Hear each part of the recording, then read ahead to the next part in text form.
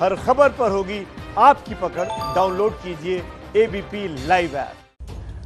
देखिए, SP, DSP, inspector समेत 7 पुलिसकर्मी सस्पेंड हुए हैं, लेकिन जो सबसे बड़ी बात है वो ये है कि दोनों पक्ष यानी वादी और प्रतिवादी, पीड़िता और जिसके ऊपर आरोप लगा है यानी कि जो आरोपी लड़के हैं उनके परिवार, सभी का नार्को टेस्ट कराया जाएगा। यानी कि टेस्ट कराकर ये पता किया जाएगा कि दोनों पक्षों में कौन सच बोल रहा है और कौन झूठ बोल रहा है। लेकिन एक और बड़ी बात है वो ये कि जिलाधिकारी को सस्पेंड नहीं किया गया। सरकार का ये कहना है कि इसमें जो प्राइमरी रिपोर्ट आई है उस प्राइमरी रिपोर्ट के आधार पर एसपी को और बाकी पुलिसकर्मियों को सस्पेंड किया गया, लेकिन जिलाधिकारी पर अब तक कोई कार्रवाई नहीं हुई है, ये कहना है उत्तर प्रदेश सरकार का। तो आपको बताएं कि नार्को टेस्ट होगा, डीएम सस्पेंड नहीं है। ये दो बड़ी बात भी है सस्पेंशन के अलावा, क्योंकि वादी और प्रतिवादी यानी कि पीड़िता के परिवार के पक्ष के जितने भी लोग हैं जो इस मामले में सीधे तौर पर शामिल हैं, और इसके अलावा जो जिन लड़कों के ऊपर आरोप लगा है उस पक्ष से जितने जुड़े लोग हैं, सबका नार्को टेस्ट। यानी कि योगी सरकार अब इस मामले में नार्को टेस्ट के आधार पर यह तय करेगी कि कौन सच बोल रहा है और कौन झूठ बोल रहा है। तो ये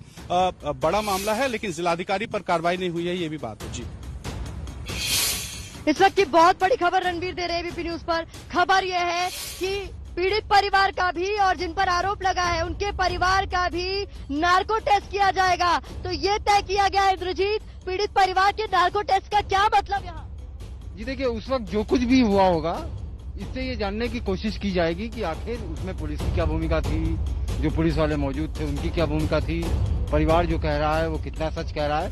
तो ये सारी चीजें शायद जानने की बात नार्को टेस्ट में आएगी। लेकिन सवाल ये खड़ा होता है कि नार्को टेस्ट की एडमिसिबिलिटी अभी भारतीय कानून में और भारतीय अदालतों में बहुत ज्यादा नहीं है।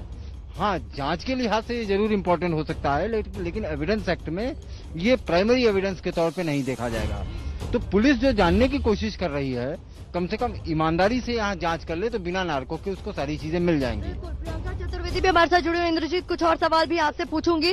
प्रियंका चतुर्वेदी जी, दिन में भी आप मेरे साथ जुड़ी हुई थी। मैं प्रतिमा बात कर रही हूँ, ग्राउंड जीरो पर अभी भी मौजूद हूँ। एबीपी न्यूज की तरफ से अंदर जाने की पुरजोर कोशिश कर रही हूँ, नहीं जाने दिया जा रहा। लेकिन इस मामले में अब ये खबर आ रही है कि कुछ पुलिस कर्मियों को सस्पेंड कर दिया गया है। पहला सवाल तो ये मैम, इज इट इनफ?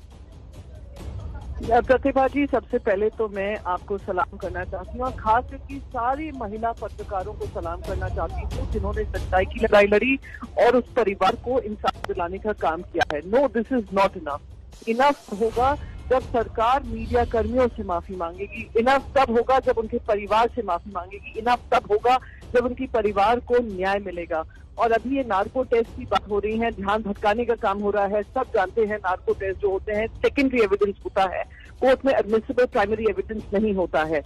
जो भी हो, अब ये परिवार की न्याय की लड़ाई की जो मीडिया काम कर रही है, मैं उसको सराहना दूंगी और मैं कहूंगी कि ये आप लोगों की मेहनत है जहाँ पे सच्चाई उजागर हो रही है और किसी तरीके की कार्रवाई उन लोगों पर हो रही है जिनको न्याय व्यवस्था संभालने की जिम्मेदारी गई थी, पर उन लोगों ने न्याय व्यवस्था की धज्जियां उड़ाते हुए बेशर्मी से, निर्लज्जता से उस परिवार को न्याय के से दूर रखा।